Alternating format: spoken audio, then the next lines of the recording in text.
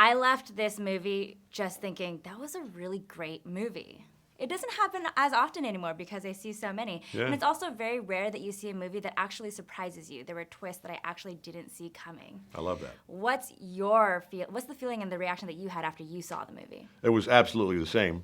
Obviously, I had read the script, so I knew what was happening. But I think the way the movie unfolds, first of all, it's successful on so many levels because it's an action movie, it's a drama, it's it's a character study, it's a soapbox movie about what is the nature of autism and people on the spectrum, and how do we view people who are different.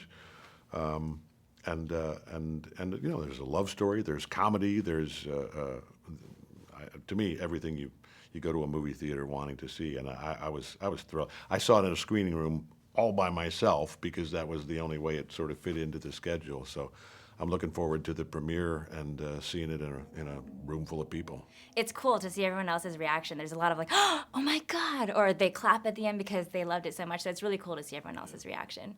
I think it's really cool that you were seeked out for this role after the director saw you in Whiplash.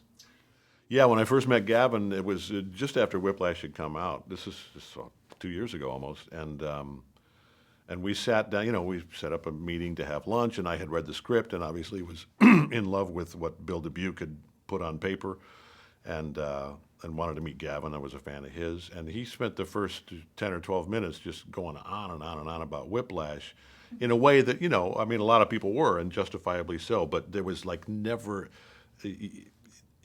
any feeling of this sort of sycophantic, I'm going to kiss up to this actor kind of thing because I want him to be in my movie. It was his intelligence about movies and his passion for making movies and telling stories that matter was all it was about. And it was, we hadn't even started talking about the accountant before I knew this is a guy I want to work with.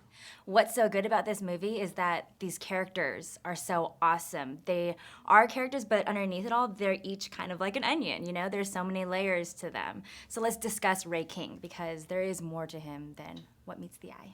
Yeah, and that was what appealed to me as I read the script and the whole thing unfolded, and you realize each character, you're meeting somebody, whether it's Ray King or Chris or Mary Beth Medina, my sort of protege, or whoever you meet, you think, okay, well, that's who this person is, and they fit nicely into a whatever movie making box you think they're going to fit into, and the vast majority of the characters will surprise you as much as the plot twists will surprise. I always wondered because, of course, you've read the scripts, you know what's going to happen with your character later. So are you kind of leaving cues in the beginning of the film when we don't know the twist yet?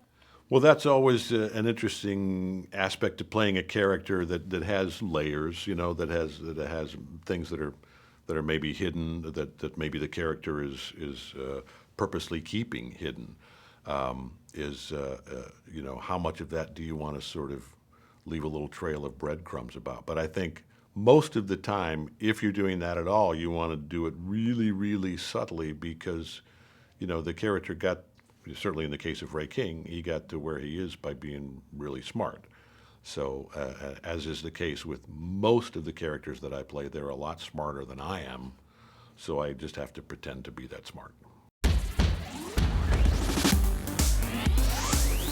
Made in Hollywood. Thanks for watching this interview. As always, don't forget to subscribe and let us know what you think in the comment section below. For the next Made in Hollywood interview, click right here. Do it. Click it.